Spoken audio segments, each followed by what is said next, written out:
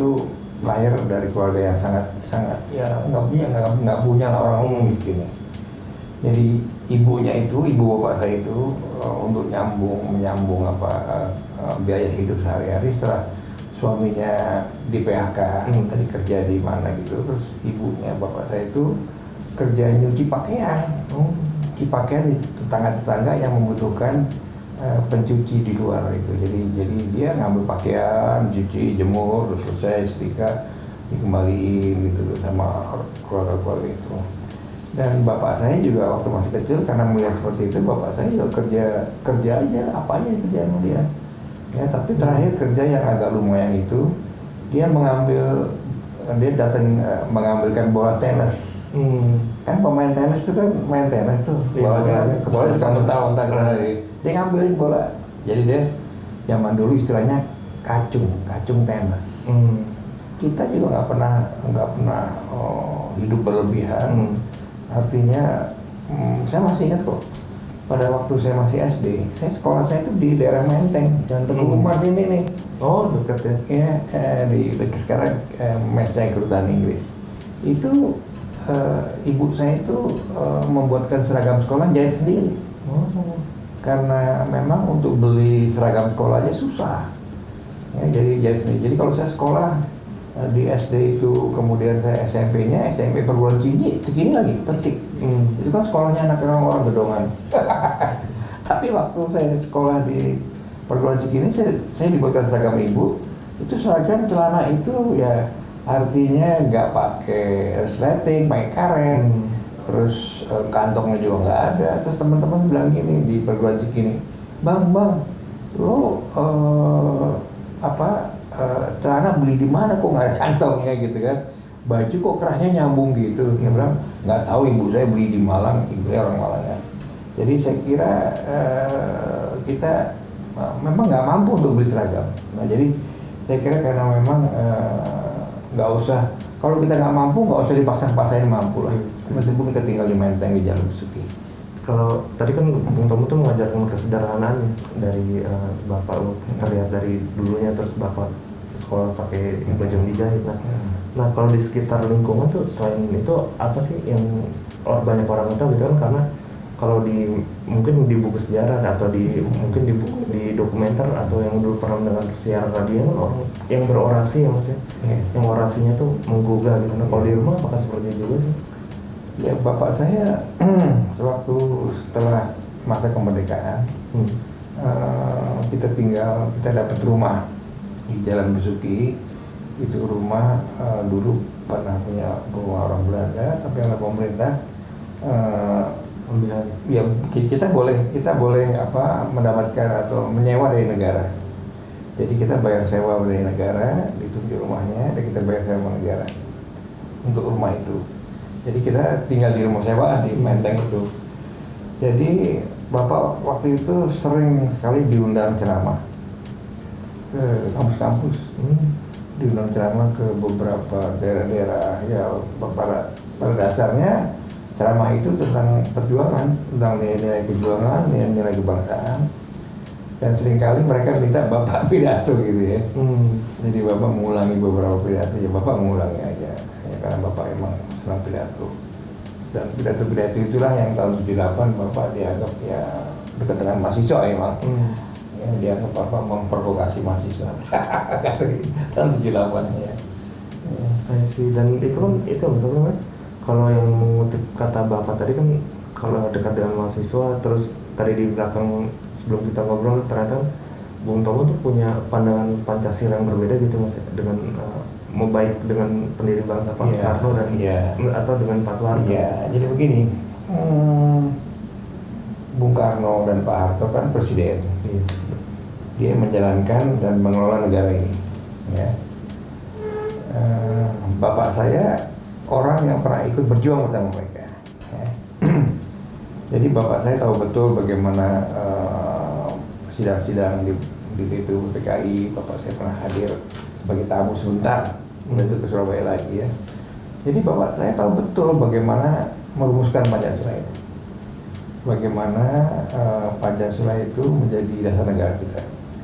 Jadi pada saat orang berkuasa siapapun yang berkuasa dianggap bapak saya menyimpang atau menjalankan kekuasaan itu tidak sesuai dengan nilai-nilai Pancasila, ya bapak saya bersuara. Bapak saya ini bersuara, apa yang baik dikatakan baik, yang buruk dikatakan buruk.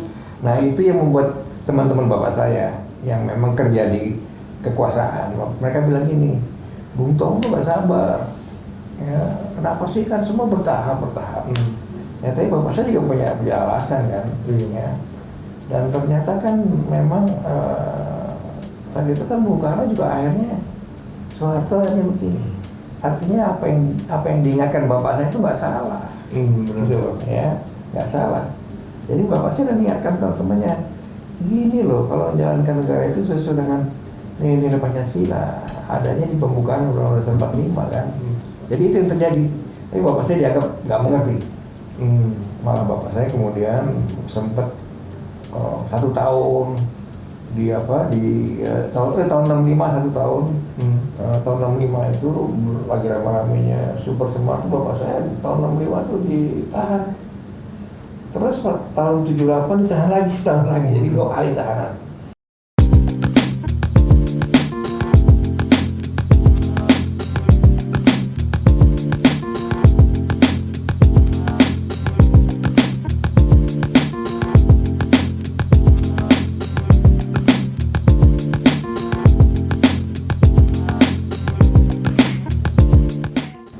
Ada cerita-cerita nggak sih Pak selama mereka bapak lagi di penjara gitu? Pernah bercerita gitu? Ya, pada saat itu 2 kali bapak ditahan ya. Pertama di komplek CPM ya tahun 65. Kemudian yang kedua di Nirbaya. Ya, bersama tahanan-tahanan yang lain, kebanyakan tahanan-tahanan G30S kan. Ya, jadi yang saya kagum itu sama ibu saya. Ibu saya dengan sabar nganterin makanan, nganterin ngambil baju, nyuci baju dengan sabar. Ibu malah kadang-kadang kita kalau lagi itu di tempat tahanan itu kita bisa makan sama-sama gitu kan. Jadi bapak saya senyum-senyum aja, ketawa-ketawa aja. Mereka bilang ya risiko perjuangan gitu kan. Tapi satu hal yang saya dengar waktu bapak saya ditahan di Nirbaya, kan di sana ada upacara pengibaran bendera merah putih saat hari kemerdekaan. Bapak saya sering nangis. Yang cerita itu teman tahanan bapak yang lain. Bapakmu tuh suka nangis. Kenapa? Ya pada saat upacara 17 Agustus itu bapakmu nggak tahan, ya. Dia ngeliat orang upacara, dia di kamar, dia nangis gitu. Karena bapak saya tanya, bapak nggak ikut upacara? Ya mungkin dia nggak ini aja. Nggak kuat artinya. Ya artinya dia lebih baik sendiri gitu kali. Ya udah saya kira itu yang saya, jadi bapak saya itu humanis sekali dan keyakinan pada perjuangan 45 itu. Karena apa? Bapak saya itu kalau kita lagi pergi kemana-mana ada makam pahlawan, bapak saya bilang itu makam pahlawan, coba hormat, kita suruh hormat gini. Di mobil pun kita hormat begini ke makam bapak. Kadang-kadang kayak berhenti, kita masih kecil-kecil, berhenti turun dari mobil terus kita suruh hormat. Itu mereka gugur. Kalau mereka nggak gugur, kamu nggak bisa lahir. Hanya mereka gugurlah kamu, negara ini merdeka dan kamu bisa seperti ini. Bapak saya gitu. Mas, kalau kebiasaan paling unik dari bapak apa yang tidak banyak orang ketahui gitu Mas? Bapak tuh sering bikin lelucon ya. Oh, humoris. Humoris. Dia sering cita-cita. Dia kan sering kumpul sama pejuang-pejuang. Mungkin pejuang-pejuang itu kalau lagi istirahat ya ceritanya kan yang ngaco-ngaco aja kali ya. Sama kalau saya kumpul sama teman-teman saya tentara tuh, kalau kumpul ceritanya yang ya biasa lah laki-laki gitu ya. Jadi saya kira bapak sering cerita lucu-lucu ya, bahwa ya macam-macam banyak cerita lucu-lucu ya, jadi saya kira kita dibuat ketawa. Terus yang kedua, bapak itu disiplin banget kita sejak kecil. Kalau misalnya kita pulang sekolah tuh kalau nggak lapor kemana dihukum. Ya, misalnya pulang sekolah jam 1, mana kok pulang jam 3 gitu. Ibu tuh yang langsung manggil kita. Jadi disiplin. Yang kedua ya bapak minta kita belajar benar-benar ya, belajar apa artinya kalau sekolah benar gitu. Ya kita bersyukur kita berempat semua selesai dengan baik pendidikannya, meskipun dengan segala kekurangan ya kita bersyukurlah, tapi kita bisa sekolah dengan baik dan kita bisa membuat bapak ibu kita itu senang gitu loh. Oh, anak gue ternyata sekolah bener gitu, kayak gitu. Anak pejuang yang berbisnis gitu Mas. Iya. Nah kalau dari Mas itu kenapa nggak ada ketertarikan untuk berbisnis atau mungkin kenapa nggak berpolitik gitu? Iya, saya teman-teman saya, anak-anak yang pejuang, teman-teman saya yang bapaknya pejuang terus jadi pejabat, rata-rata banyak yang bisnis dan mereka jadi hebat-hebat. Saya kenal kok teman-teman saya di SD SMP aja yang anak-anak pejuang, rata-rata kalau besar itu saya dengar, ya bukan saya dengar, saya tahu bisnis lah. Saya nggak usah sebut anaknya siapa-siapa. Ya, ntar kalau kita ngomong di luar aja. Itu record. Jadi high ranking businessman. Oh, mereka ya. Jadi ya silakan aja, saya nggak masalah. Tapi kan saya sekolah. Saya sekolah, kakak adik saya sekolah, kemudian saya kuliah dan saya jadi aktivis mahasiswa. Jadi teman-teman saya itu jadi dari mahasiswa ke bisnis, tapi saya enggak, saya aktivis. Jadi aktivis mahasiswa, kemudian saya sempat ya masuk jadi tahanan politik juga aja mahasiswa. Ya, jadi saya melihat ya saya pernah juga diajak bisnis, tapi tiap kali bisnis saya nggak dapat apa-apa tuh.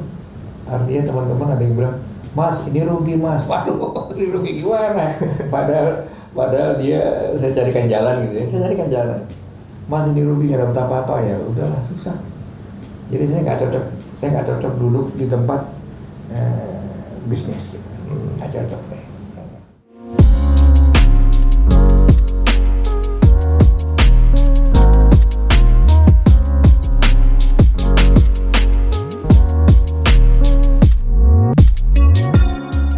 Bapak juga salah satu pemantik yang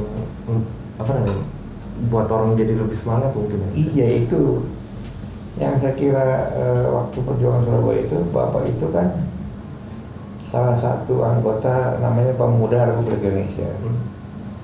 Tapi orang-orang kampung merasa ini harus ada bikin gerakan yang lebih revolusioner.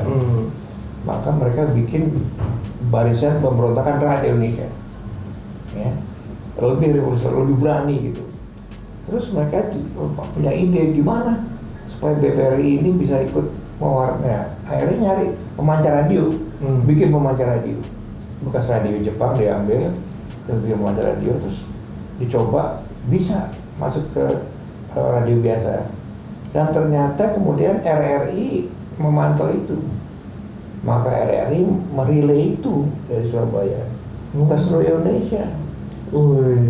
Jadi pidato-pidato untuk pertempuran itu, untuk menggerakkan rakyat itu terpantau. Maka itu banyak pejuang-pejuang dari Kalimantan, dari Sumatera, dari Bali, dari Maluku, dari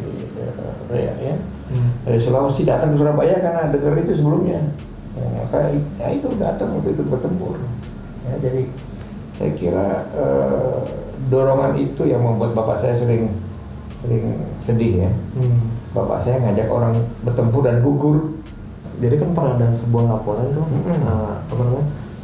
boleh nggak sih, atau dari Mas atau dari tanggapan dari anak-anak yang punggawa lain tentang yang pembantaian di masa bersiap itu?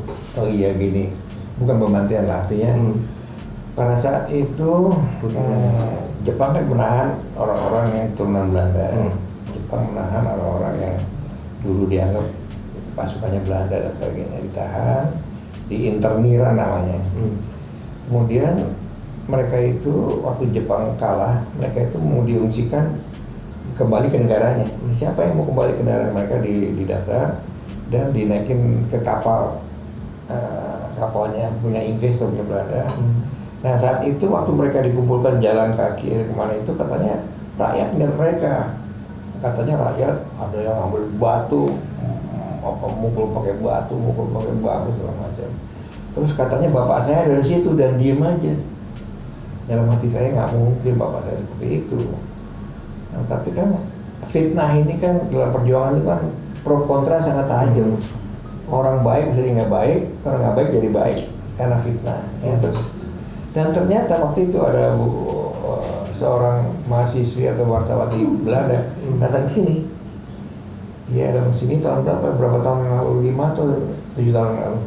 Dia interview banyak pejuang-pejuang di Surabaya, termasuk mencari informasi apa betul Bung Tomo menyaksikan penyiksaan itu, apa betul ada penyiksaan kemudian. Mereka bilang enggak. Jadi wartawan itu kemudian datang ke rumah saya juga dan sebagainya. Terus pada saat dia kembali ke Belanda, siapa namanya saya lupa itu, dia bikin laporannya dan dia bilang, Pak Bambang, kami sudah bikin laporan, ternyata Bung Tomo tidak terlibat dalam karena menurut informasi yang kita dapatkan di Surabaya langsung. Dia kan di Surabaya tuh ketemu orang Belanda perempuan itu. Ternyata Bapak memang tidak terlibat dalam soal itu. Ya sudah, saya bersyukur. Maksudnya Bapak pernah bilang nggak sih kalau Bapak tuh nggak pernah terlibat gitu? Oh iya, Bapak itu temannya banyak. Ya. Bapak cerita pada saat dia dan teman-temannya itu mengambil senjata di markas tentara Jepang, beberapa markas tentara Jepang yang mau diserahkan dengan dialog dan sebagainya. Bapak kan wartawan, jadi Bapak bisa ngomong bahasa Jepang, tapi yang nggak mau diserang. Jadi markas tentara Jepang di alun-alun Surabaya itu di Tugu Pahlawan itu diserang kan, dan perang betul sama tentara Jepang. Tapi Bapak nggak pernah cerita bahwa itu orang-orang yang bekas orang Belanda yang tahun Jepang itu nggak pernah ada rasa kebencian pada siapapun juga. Bapak saya tidak pernah ada rasa kebencian pada siapapun juga. Ya. Kecuali kebencian pada ketidakadilan, pada penindasan dan sebagainya. Ya. Terus ini Mas, mungkin kalau jadi anak pahlawan kan sering apa ya Mas, ada ini nggak sih maksudnya gimana sih rasa jadi anak pahlawan gitu, maksudnya apakah ada privilege atau apa gitu, uang dari negara kan atau iya, saya kira biasa-biasa aja. Nggak ada tuh misalnya kita dibagi mobil Lamborghini kita dapat kamar hotel gratis di mana mau gratis vape room gitu. Nggak ada. Jadi kita biasa-biasa aja Pak. Artinya kita punya organisasi namanya Ikatan Keluarga Pahlawan Nasional. Ya tiap bulan DKI memberikan bantuan ya nggak sampai 2 juta lah pada keluarga pahlawan. Setiap tahun juga ada bisa dari Kementerian Sosial ya. Jadi saya kira kita biasa-biasa aja.